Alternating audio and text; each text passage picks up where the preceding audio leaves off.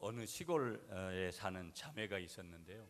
이 자매가 생활하는 게 몹시 굉장히 힘들었습니다.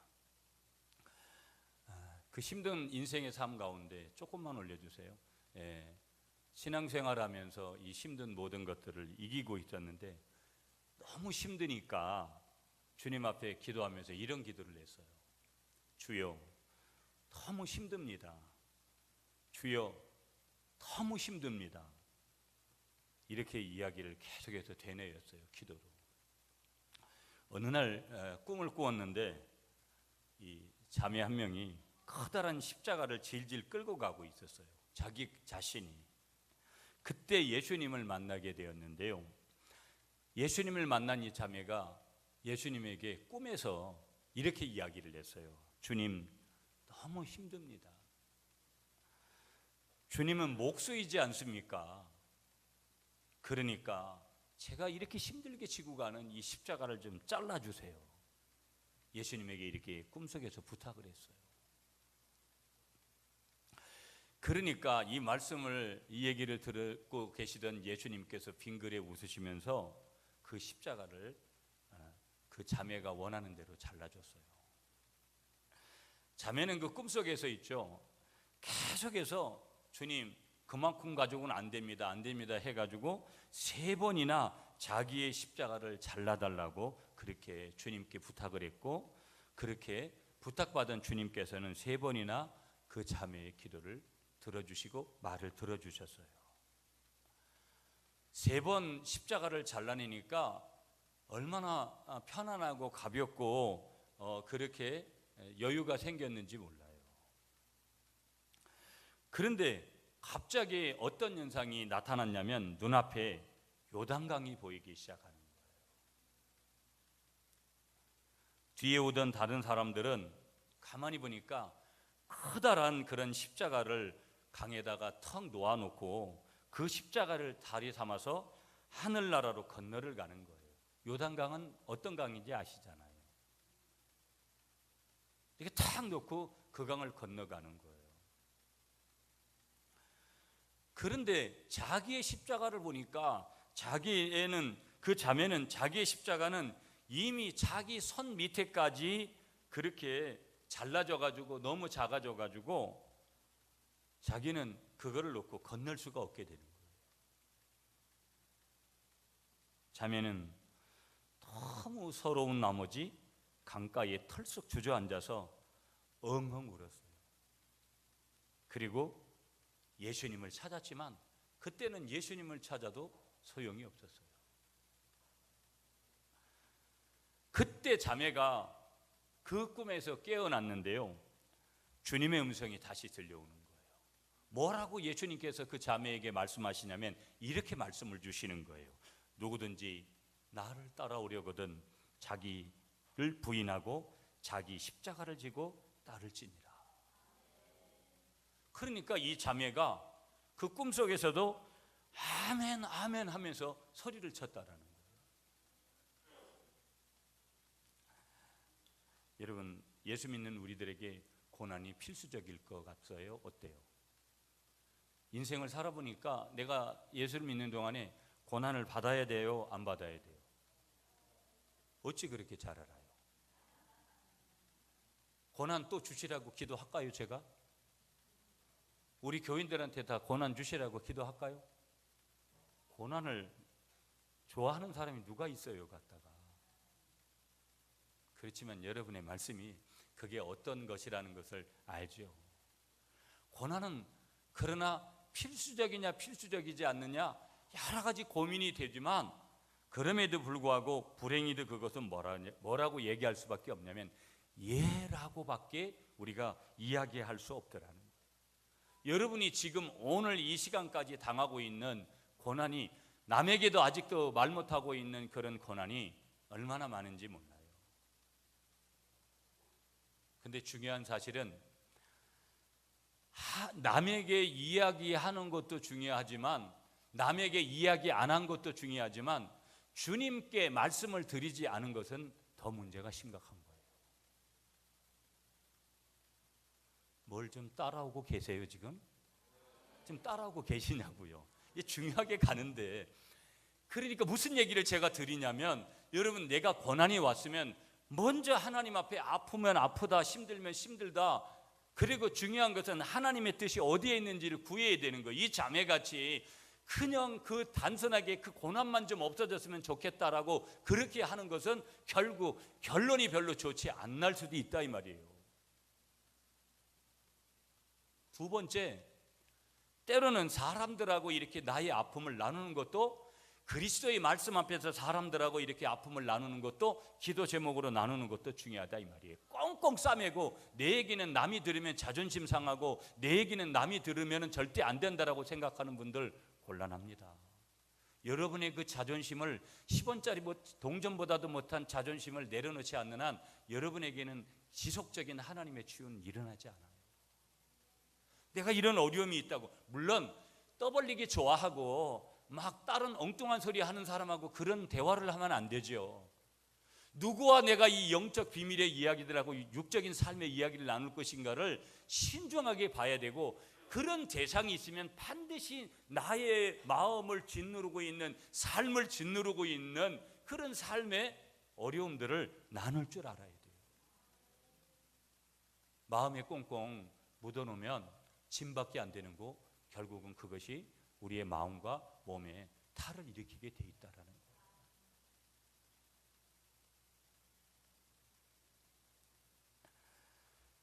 고난이 필수적이냐 이렇게 물으면 예라고밖에 말할 수가 없는 거예요. 그래서 하나님은 어느 순간은 우리에게 일부러 고난도 주시죠. 일부러 고난도 주시는군요. 근데 복음 안에서는 그 고난이 뭐냐면 변장된 축복이다. 그 고난은, 그 고난 속에 결론으로 가는 도달하는 복음의 메시지의 마지막은 그 고난은 축복이더라는 거예요. 이게 복음이에요. 이게 기독교고, 이게 세상의 원리와 세상이 말하고 있는 고난과 기독교가 말하고 있는 고난의 근본적인 차이라는 거예요. 그래서 우리가 고난을 당하는 것이 왜 유익하냐면 그 고난의 결론이, 그 열매가 축복이기 때문에 그렇다라는 거예요. 예수님은 고난의 모든 본을 몸소 보이신 분이거든요. 아멘이시죠 여러분? 고난은 축복이라는 그 예를 주님께서 보여주신 거고, 그래서 그 고난이 힘들어서 예수님께서도 그 십자가를 잘라달라고 하는 그런 자매와 같이 할 수만 있거든 이 십자가를 안 지셨으면 좋겠다라는 그런 표현도 하셨잖아요. 그렇지만 오늘 고난이 힘들어서 십자가를 달라고 했던 이 자매의 모습을 통해서 우리 예수님께서 십자가를 기꺼이 지셨듯이 우리 역시 그럼에도 불구하고 이 자매의 모습을 우리의 삶이 거부하거나 또 우리의 삶 가운데서도 이런 자매의 삶이 남의 일같이 여겨지지 않는 것은 우리도 이 자매의 심정을 충분하게 심정적으로는 이해를 하기 때문에 그런 것이죠. 이해가 된다 이 말이에요. 이 자매가 왜 이럴 수밖에 없었는지, 나도 얼마든지 이렇게 예수님께 기도할 수 있는 것이니까. 크리스찬 심리학자인 프랑크 미너스라는 사람이 그리스도인들이 특별히 문제에 부딪혔을 때 그 문제를 해결하는 7가지 원리를 제시했어요. 첫 번째 원리가 뭐냐면 문제를 만났을 때, 고난을 만났을 때 이렇게 해결해라. 첫 번째 비결, 예수 그리스도 안에서 반드시 뚫을 수 있다고 믿어라. 그러니까 믿음으로 부딪히라는 거예요. 기독교의 원리는 이성으로 접근하면 대단히 무식하고 무모해요. 황당하고 이해가 절대 될 수 없습니다. 동정녀 마리아 탄생부터 시작해서 모든 것이 여러분이 이성으로 접근하는 사람들은 어떻게 그런 일이 있을 수가 있어? 안 믿어져요. 어떻게 시아버지하고 며느리하고, 물론 요즘도 그런 일이 벌어지더구만, 엉뚱한 짓을 할 수 있어? 안 믿어져요. 하나님이 어떻게 신이 인간의 몸을 입고 그렇게 오실 수 있어? 안 믿어져요. 수많은 기적과 이적들의 역사가 이성으로 접근하면 그런 일이 어떻게 일어나? 병원에서도 못하는데 절대 그런 일이 안 믿어져요. 그러나 믿음의 안경을 끼면 그것은 믿어지는 거예요. 믿어지도록 하나님께서 그런 은혜를 주세요. 그 믿음이라는 것은 선물이기 때문에 내가 부족하기 때문에 이성으로 접근하지, 내가 믿음이 크면 반드시 그 더 큰 것도 믿어질 수밖에 없어요. 그게 기독교라는 것이죠. 믿음의 원리를 뚫어라. 두 번째 해결 방법이 뭐냐면 능력의 삼각형. 능력의 삼각형이 뭐냐면 첫째는 성경, 말씀이에요. 둘째는 기도, 그 다음에 세 번째는 교회. 그 성경과 기도와 말씀과 기도와 교회를 통해서 그 문제를 살펴보아라. 두 번째 비결이. 세 번째 비결은 뭐냐? 막다른 골목에서도 하나님께서 함께 하신다는 사실을 믿어라. 임마누엘을 믿으라는 거예요. 네 번째 비결, 문제를 피하지 말고 직면하라. 우리는 자꾸 이 문제가 어떻게 해결되기를 바라지만 그 문제 앞에 직면을 하라는 거예요. 정면 돌파하라는 거예요. 죽으면 죽겠다고, 하나님이 하시는 대로 하겠다고, 그리고 내가 할 도리를 최선을 다하는 거예요. 직면하는 거예요. 다섯 번째 해결 방법이 뭐냐? 절대 포기하지 말아라. 절대 포기하지 말아라. 여섯 번째 비결, 패배를 통해 성숙하라는 거예요. 고난을 통해서 성숙해지라는 거예요. 아니 여러분, 우리는 고난을 당하면 성숙해져요. 성숙해지지 말라 그래도 성숙해진다니까요. 이게 하나님의 은혜라는 것을 믿으시기 바랍니다. 마지막 일곱 번째, 우리가 문제를 해결하는 원리, 기독교인들이 복음 안에서 문제를 해결하는 원리 일곱 번째가 뭐냐? 하나님의 관점에서 문제와 인생을 살펴보라는 거예요. 하나님의 관점에서. 늘 우리는 내 관점에서 바라보잖아요. 그러니까 해결책도 요만큼밖에 안 보이는 그것이 전부라고 생각을 해요. 하나님은 모든 것, 우리가 셀 수 없는 그 공간에 하나님의 해결 방법을 우리에게 숨겨놓으셨는데, 저도 사실은 몰랐어요. 여러분, 하나님의 치유가 그런 속도로다가 빠르게 이루어지는지를 그전에는 그런 계산법을 생각지도 않았고, 여러분이 보시지만 하나님의 치유가 그렇게 빠른 거고, 하나님의 응답은 사람이 따라가지 못할 정도로 그렇게 빠른 거예요. 그렇다면 우리가 내 관점이 아니라 더디가고 문제를 다시 또다시 또 다른 문제를 야기할 수 있는 내 관점이 아니라 쉽게 모든 것을 풀어낼 수 있는 하나님의 관점에서 문제와 우리의 인생을 살펴보시는 여러분이 되시기를 축복하겠습니다. 여러분 보세요. 언제나 그런 거예요. 뭐가 그러느냐? 하나님은요, 우리의 인생길에서 우리가 하나의 문을 닫으실 때는 반드시 다른 문을 하나님이 열고 계시는 거예요. 하나님이 이 문제에 봉착할 때는 하나님이 또 다른 것을 열 테니까 하나님을 향해서 오늘 일곱 가지 원리 속에 있는, 때로는 직면하고, 때로는 하나님의 관점으로, 때로는 능력의 삼각형으로, 때로는 하나님을 향한 믿음으로, 때로는 하나님이 함께 하신다는 사실을 믿으면서 어디에 우리의 시선을 고정하라는 거예요? 하나님께 우리의 시선을 고정하라고 말씀하십니다. 우리는 한 주간도 얼마나 많은 것에 유혹을 받고 얼마나 많은 것에다가 우리의 시선을 빼앗겼습니까? 우리가 이렇게 살아야 되는 것인가 가만히 생각해 보면 그것은 결코 하나님이 그렇게 만든 것이 아니라 우리 스스로가 자초해서 그렇게 많은 일들이, 만든 일들이 우리에게 얼마나 많은지 몰라요. 우리에게 문제가 다 주어집니다. 여러분, 문제 있는 인생이 없어요. 많은 사람들은 나만 이렇게 사는 줄 알아요. 아니올시다. 그렇게 아니에요. 다른 사람들도 다 그렇게 문제 속에서 살아요. 고난 속에서 살아요. 남들에게 말하지 못하는, 말하면 좋은데도 교회 와서 셀가정 모임에서 진지하게 그렇게 내 마음을 좀 털어놓아야 되는데 아직도 그 상대방을 내가 믿지 못하기 때문에 그저 그냥 그 문제를 가지고 여전히 살아가는 그런 사람들이 얼마나 많은지 몰라요.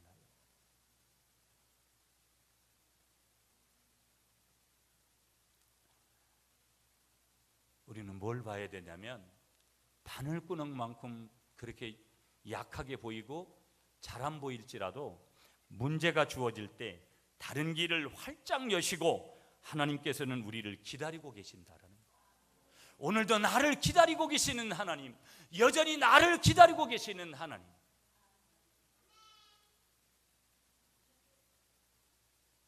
잘했어.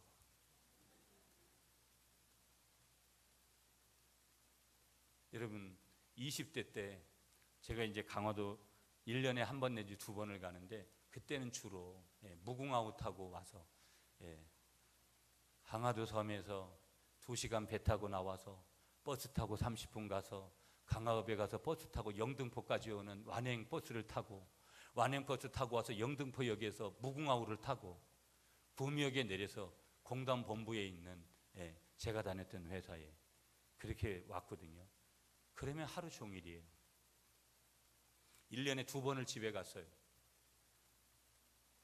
20대 땐, 지금도 철이 안 났지만 20대 땐 철이 없잖아요. 그때는 더 엉뚱한 그런 짓을 하고 생활을 할 텐데, 모처럼 강화도 집을 가면 우리 어머니는 40대 중반부터 류마티스 관절염을 심하게 앓으셔서 지금은 완전히 손발이 다 변형이 되신 분인데, 심할 정도로 그때도 발을 절뚝절뚝거리면서, 여러분 지금은 도로가 콘크리트로다가 이렇게 포장이 되어 있지만 그때는 그런 게 없었어요. 그냥 맨 땅에 있는 그런 뚝 같은 그런 곳으로 가로질러 가지고 저희 집을 들어가야 되는데, 지금도 옛날의 기억들이 많이 나지 않는데, 그 어머니가 이 맏아들이 왔다고 저를 마중 나오는 그때 그 어머니의 모습이 눈에 선해요. 얼마나 이 아들을 오랫동안 기다렸을까. 이 아들은 이 구미 땅에서 늘 엉뚱한 짓을 하면서 생활을 하고 어머니의 속을 썩이고 돈도 제대로 벌지 않고 그렇게 생활했는데, 그 어머니가 그때마다 저를 그렇게 맞아주시는 거예요. 아들이 어떻게 살았든지 어머니의 마음은 아무 상관이 없는 거예요. 오늘 저와 여러분들이 어떻게 살았든지 때로는 우리 주님의 마음이, 그 사실을 알면 아픔은 있겠지만 우리 아버지는 우리 모두를 받아주시는 거예요. 이유는 다른 게 없어요. 내가 하나님의 자녀라는 거, 내가 주님의 아들이요 주님의 딸이라는 조건 하나밖에 없어요. 내가 내 문제를 가지고 고민하면 죽어요, 진짜로. 내가 내 문제를 가지고 고민하면 죽는다고요, 여러분. 마음의 병이 오고, 마음의 병이 왔다라는 것은 육체의 병이 오고, 이미 그렇다면 영혼의 문제가 생기는 거예요. 문제를 어떻게 가볍게 여기겠어요? 그러나 그 문제를 내가 해결할 수 없기 때문에 그 문제를 해결하시는, 길이 막힐 때마다 그 길이 막힌 것을 뚫으시는 우리 주님 앞에 나아가시는 여러분이 되시기를 축복합니다. 제가 여러 번 반복해서 말씀드렸지만, 인생은 100번 아무 문제 없다가 101번째부터 문제가 연거푸로 걸리는 거예요. 내가 이런 날이 없었는데, 지금껏 한 번도 이런 날이 없었는데, 그때는 감사를 몰랐죠. 그러나 100번째 지나서 101번째부터 102번, 103번, 104번, 104번 연거푸 고난을 만나고 문제를 만나보세요. 살맛이 안 나고 인생에 참 의미가 싫어지고, 또 어딘가에 해결책이 있는지 전혀 느끼지를 못하고, 자식도 필요 없고 남편도 아내도 다 필요 없게 느껴지는 그런 마음이 우리가 찾아올 때, 그 코너에 몰린 심정들 아무도 몰라요. 그때 우리 주님은 아시는 거예요. 그 가정도, 그 삶도, 그 모든 것을 해결할 수 있는 주인은 우리 아버지밖에 없어요. 우리 아버지 손에 우리의 모든 것을 다시 맡기시는 여러분들이 되시기를 축복하겠습니다. 성경으로 가볼게요. 여러분, 오늘 본문 이사야 38장 1절을 여러분이 읽어주세요. 시작.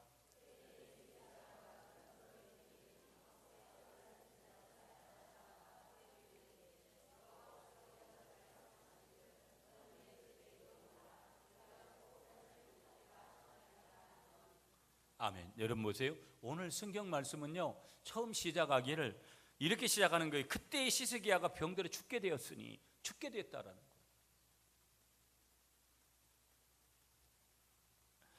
여러분, 그 당시 이 시스기야가 활동한 그 나라의 그때는요, 수많은 왕국이 어두운 세월을 보내는 그런 시대였고요, 나라를 다스리는 왕들이 하나같이 다 사악한 거예요. 백성들은 대단히 어리석고요, 그런 수많은 사람들 이런 와중 속에서 히스기야라는 이 왕은 선한 왕이었어요. 하나님 앞에 인정을 받는 그런 왕이었어요. 그래서 조상들이 세운 우상을 파괴합니다. 성전을 수축하고 하나님 전에 나아가 엎드려 기도하고 백성들에게 항상 선정을 베풀었던 왕이었습니다.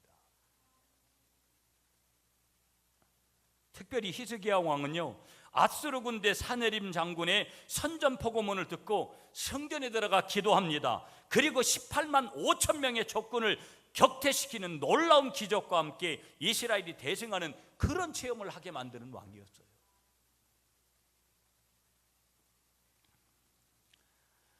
그러니까 이쯤 되면 이제 좀 안심이 되고, 이제 좀 살만하고, 이제 좀 어떻게 보면 편안하게 그렇게 살 수 있겠노라고 생각하는 그 즈음에, 바로 그 순간에 왕에게 갑자기 뭐가 찾아왔느냐?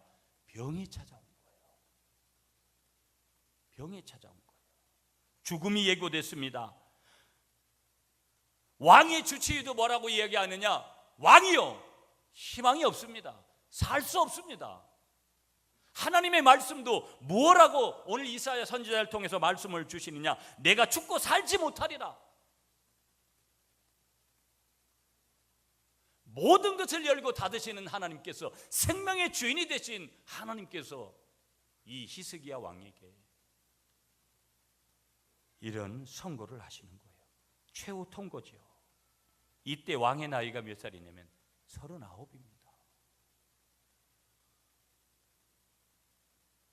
내가 좀 신앙대로 살고 내가 좀 믿음대로 살아보려고 할 때 하나님께서 이런 선고를 하시면 여러분은 뭐라고 대답을 하실래요? 뭐라고 어떻게 이걸 받아들이겠느냐 이 말이에요. 본문은 이 사건을 두고 그때 옛날 개역성경은 이 즈음에 이런 말로 표현을 하고 있습니다. 나라의 혼란은 평정되어 가고 외세는 물러가고 이제는 편안히 살 수 있으려니 할 때, 그때 뭐가 찾아왔냐? 인생을 끝내야 되는 죽음이 찾아왔다라는 거예요.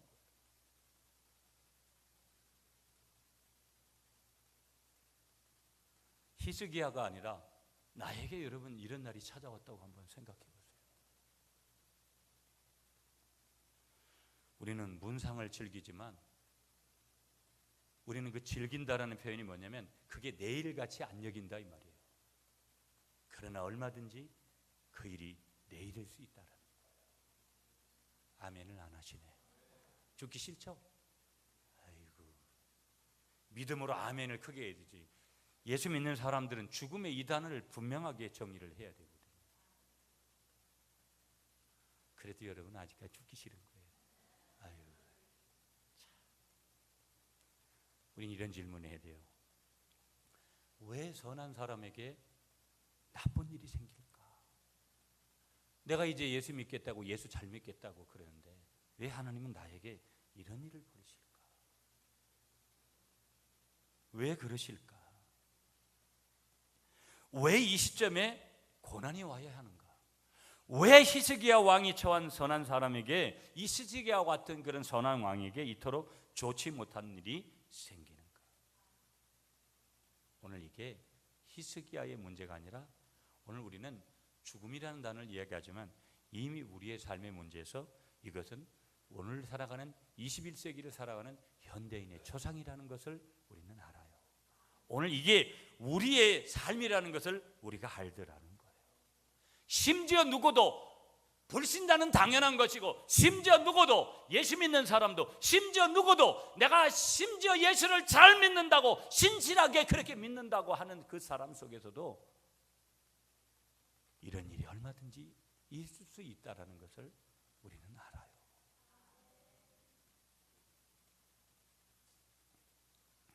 갑작스런 질병이나 사고로 가족을 잃어버린 그 슬픈 심정을 어떻게 우리가 위로를 받을 수 있겠어요? 믿었던 친구에게 배신과 기만을 당하고 빈손으로 일어서야 하는 그 울분을 어찌 우리가 보상받을 수 있겠느냐라는 거예요. 바로 살아보아야지 결심한 그 다음날 바로 실패를 우리가 경험했을 때 우리가 하나님 앞에 또 바로 서겠다고 그런 결단이 또 나올까요?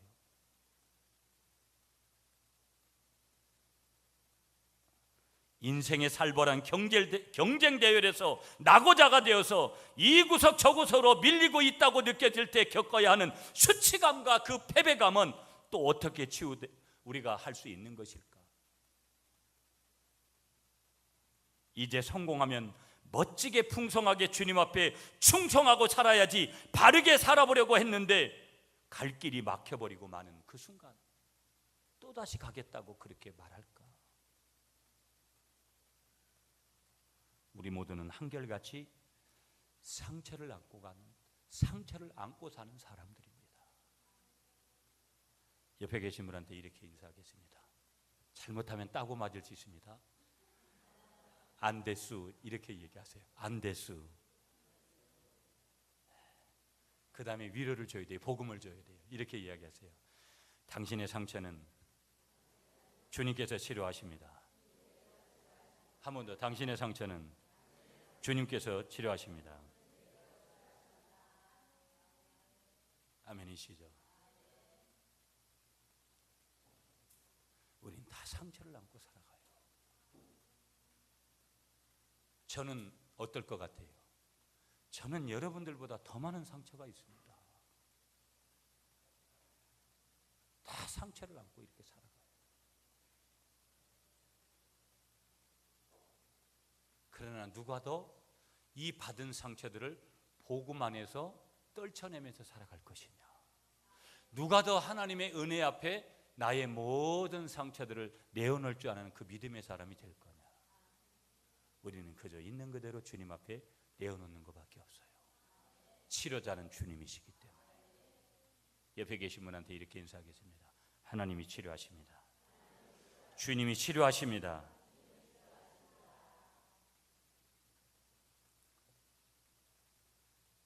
문제를 푸는 유형들이 있어요, 여러분. 첫째는 문제를 푸는 유형들을 보면 긁어부스럼이 형이 있는 거예요. 긁어부스럼 형. 문제를 해결하는 것이 아니라 문제를 더 나쁘게 그렇게 꼬이도록 만드는 거. 그 사람은 가만히 있는 게 제일 좋은 건데.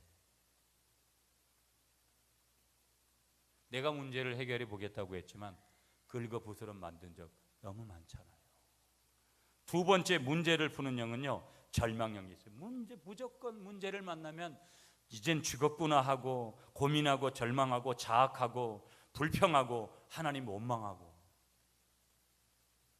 세 번째 유형은요, 백치형이 있습니다. 문제가 없으나 있으나 잘 자빠 자고 잘 처먹고, 이 백치형이라는 거예요. 네 번째 유형이 있습니다. 문제가 있을 때마다 아주 쉽게 문제를 푸는 지혜형을 얘기하는 거예요. 윤지혜 집사님 말고 지혜형이 있다는 거예요. 여러분, 다 여러분들은 문제를 만날 때마다 지혜형이 되시기를 축복합니다. 알렉산더 왕, 여러분 유명한 사람이니까 역사에 아시잖아요. 그 대왕이 어느 날 군사들의 막사를 방문해서 보니까 군사들이 노끈을 여상하게 묶어놓고 노끈 풀기 내기를 하고 있는 거예요.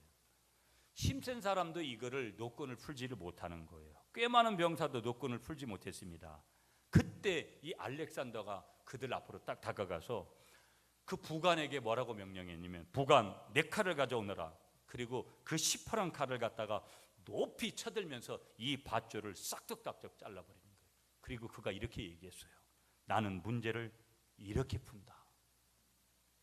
그러면서 만면에 미소를 띄우면서 영화같이 이렇게 쫙 사라졌다는 거예요. 아까 이 단어를 제가 말씀드렸어요. 문제를 만났을 때 직면하라고. 내게 질병이 왔어요.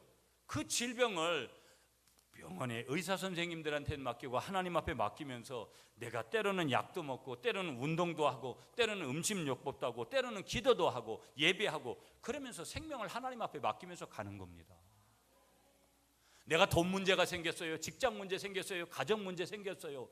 그러나 핵심은 뭐라는 거예요? 오늘 여기서 반드시 우리가 짚어야 될 핵심이 있는데, 언제나 문제가 아닌데 그 문제를 풀 수 있는 실력이 없는 게 문제인데, 문제의 해결은 어디에 있는 것이냐? 문제를 푸는 것은 직면하는 건데 어디에 직면해야 되느냐? 하나님 앞에 직면해야 될 줄 믿습니다.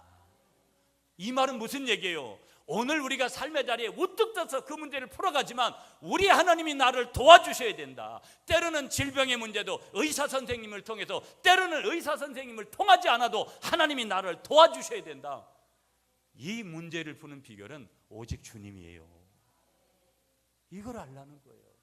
이거 없이 세상적인 방법 다 동원해서 뭐를 풀려고 하는 거 어리석은 거예요. 돈 버리고 몸 버리고 시간 버리고 모든 것을 버리는 거예요. 어떤 때는 아까운 생명까지도 버릴 수 있다는 거예요. 오늘 히스기야가 문제를 푸는 방법 몇 가지만 짧게 보면서 오늘 말씀 정리할게요. 여러분, 오늘 히스기야의 방법을 한번 찾아볼게요. 문제를 부딪혔을 때 히스기야는 어떻게 했는가? 여러분, 먼저 2절 말씀으로 오늘 본문 이사야 38장 2절 시작.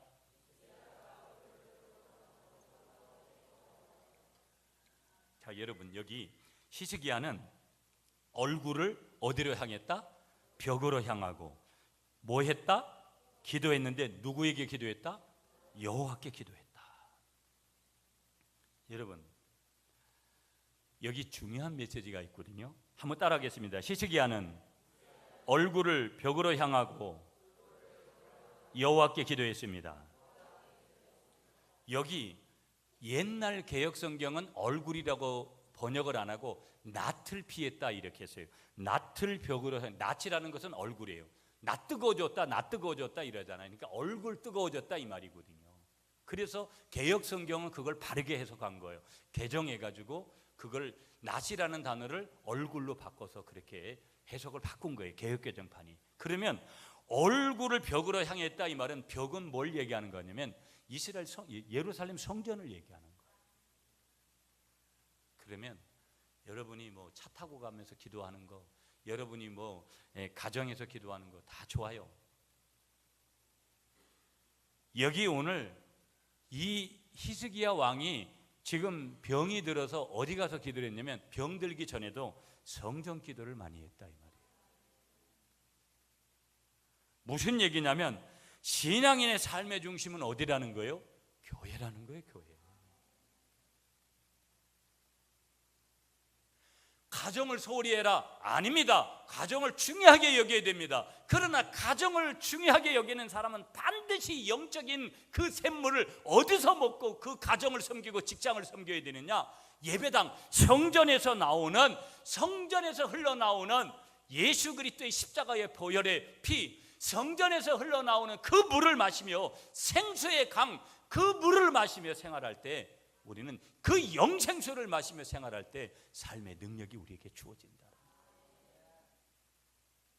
그래서 교회가 중요한 거예요. 히스기야는 삶의 중심이 어디였냐면 성전이었어요. 성전. 어느로 말하면 교회였다 이 말이에요. 그 성전에서 얼굴을 성전에서 지금 형전으로 향했다. 낯을 벽으로 향하여 이 말은 지금은 성전에 몸이 가 있지를 못해요. 그러나 그 예루살렘 성전을 향해서 그렇게 지금 보고 있다 이 말이에요. 현실적으로. 그러면서 영적인 메시지로다가 여기서 벽은 뭐를 얘기하는 거냐면 절망과 좌절을 상징하는 거예요. 여러분, 벽에 부딪혔다.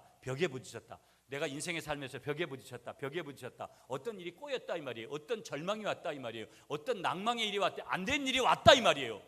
지금 히스기야가 죽을 일밖에, 지금 하나님 앞에서 너는 죽는다라는 거예요. 이게 벽이에요. 여러분에게 벽은 뭡니까?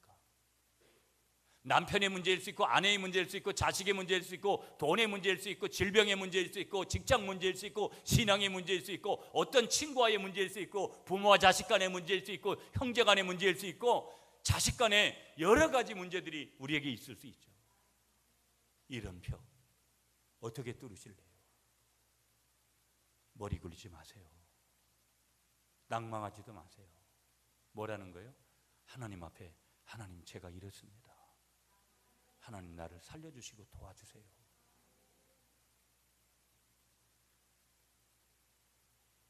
히스기야는 얼굴을 벽을 향해서 뭐 했다? 기도했다라는 거예요. 내일 새벽 기도 나오시면 혼자 기도하세요. 내일부터 한 주간은 새벽 기도가 없어요. 그래도 오늘 설교에 은혜를 받았으면 내일 새벽에 오시라고요. 지문 인식 안 하셨으면 지문 인식 꼭 하시고. 네. 무슨 얘기냐면 기도가 그렇게 중요해요. 기도하지 않는 건 죄예요, 죄.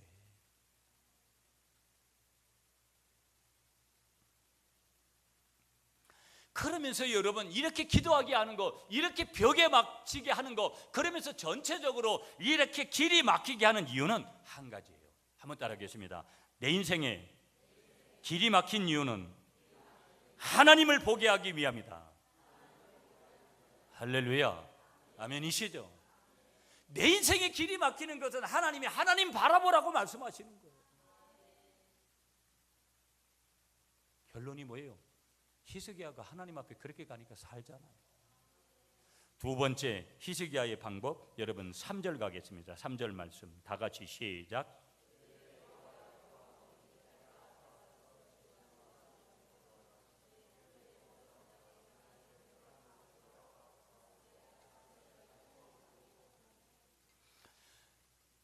두 번째 히스기야의 문제 해결 방법은 뭐냐면 히스기야는 심히 통곡했다. 성경은 그렇게 기록해요. 한번 따라하겠습니다. 히스기야는 심히 통곡했습니다. 옆에 계신 분하고 이렇게 인사하세요. 왜 그렇게 눈물이 없으세요? 조심하세요. 한쪽 격이 이렇게 가리시고 또 날라오면 큰일 나니까. 여러분, 왜 그렇게 우리에게는 눈물이 없을까요? 나는 눈물이 없어요. 왜 그래요? 등신이기 때문에 그래요. 멀쩡한 하나님의 형상을 가지면 눈물이 흘러야 돼요. 은혜가 내려오면 눈물이 흘러야 돼요. 감동과 감격이 흔적으로 와야 되네. 그게 뭐라는 거예요? 눈물이라는 거예요. 왜 그렇게 눈물이 메말랐을까요? 하나님하고 동떨어지게 사는데 눈물이 오겠어요? 여러분의 눈물의 그릇을 주님 앞에 바치시는 여러분이 되시기를 축복합니다. 좀 울어야죠. 좀 울어야 된다고요. 왜 안 우냐고요? 울어야지. 모든 문제를 가지고 울면서 한탄을 해야죠. 하나님, 이 새끼가, 하나님 인연이, 이러면서 하나님 앞에 우리가 직언을 해야 돼요. 내 심정이 하나님 그렇다고. 마음이 답답해서 막 터져버릴 것 같은데 여러분 그걸 그냥 방치하면 어떻게 해요? 새벽에 울어야 효과가 있어요. 딴 때 울면 효과가 절반으로 뚝 떨어져요. 새벽 기도하면서 울어야지 그게 효과가 나지. 네. 여러분 눈물이 있어야 돼요. 눈물. 가만히 보니까 저도 얼마나 이 강박해졌는지, 이게 지금 설교도 하면서 이 눈물도 흘리고 해야 되는데 이 눈물이 안 나요. 저를 위해서 기도해 주세요. 세 번째 비결, 여러분 마지막 이제 한 개 보면서 말씀 정리할게요. 다시 여러분 3절이에요. 3절하고 5절인데 5절 말씀 우리가 이렇게 읽을게요. 3절은 읽었으니까 시작.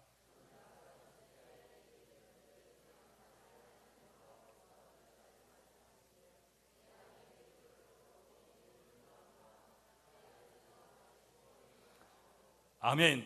내 기도를 뭐 했고 들었고, 내 눈물을 뭐 했고 보았고 들었고 보았다. 하나님이 선언해 주시는 거예요. 들었고 보았다 하나님이 선언하시니까 그 다음에 결론은 뭐예요? 사는 거예요. 이게 세 번째로 주시는 말씀인데, 히스기야는 자기 자신을 있는 그대로 드러내놓고 기도했다라는 거예요. 여러분 3절 말씀에도 가보시면 3절 말씀에 진실과 전심으로 행하며 주의 목전에서 선하게 행한 것을 기억하옵소서. 하나님, 내가 이렇게 사는 거 주님이 아시잖아요. 먼저 그래놓고 주님 앞에 또 회개할 거 있으면 주님, 내가 주님이 그때 그렇게 말하고 하라고 말씀하셨는데 그렇게 말씀하신 거, 그렇게 하지 못한 거 잘못했습니다. 히스기야는 자기 자신을 있는 그대로 드러내놓고 기도하는 거예요. 여러분, 처지와 환경이 다 달라요. 저지른 것들이 다 달라요. 있는 모습 그대로, 있는 모습 그대로. 주께서 그때 말씀하실 때 여러분 5절과 6절이 결론이고 그 뒤에 놀라운 기적 8절에서 주시는 이제 해시계가 바뀌는 그런 역사가 나오지죠. 한번 따라하겠습니다. 결론의 말씀. 내 눈물을 보았노라. 하나님은 이 눈물의 기도를 외면하지 않은 거예요. 히스기야의 기도에 대한 하나님의 응답을 보십시오. 여러분 5절과 6절이에요. 다시 5절부터 시작. 너는 가서 히스기야에게 이르기를 내 조상 다윗의 하나님 여호와께서 이같이 말씀하시기를 내가 내 기도를 들었고 내 눈물을 보았노라. 내가 내 수 안에 15년을 더하고 너와 이 성을 아스로 왕의 손에서 건져내겠고 내가 또 이 성을 보호하리라. 아멘.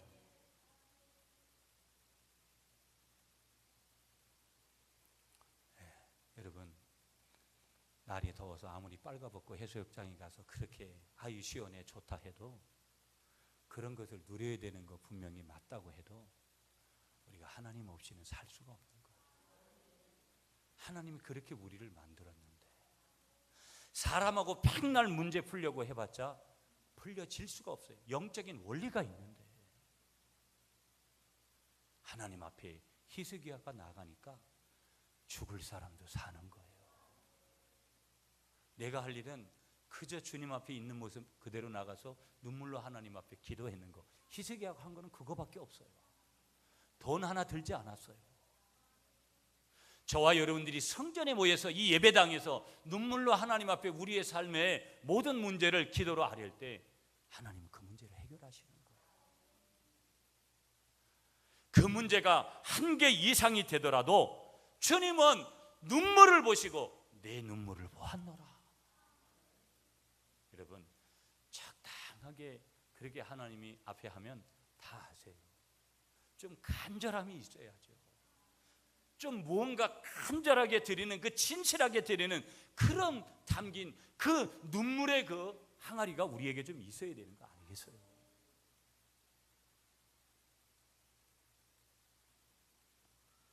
그때 하나님은 여호수아의 기도를 들으시고 하루 동안 태양을 멈추게 하신 그런 분이다라는 걸 보여주셨듯이 지구의 자전을 멈추게 하신 분이신데 이분이 히스기야의 기도를 들으시고 해 그림자를 10도나 뒤로 물러가게 하셨다는, 이게 오늘 현대 과학자들도 의문을 가지고 성경에서 찾으려고 하는 거예요.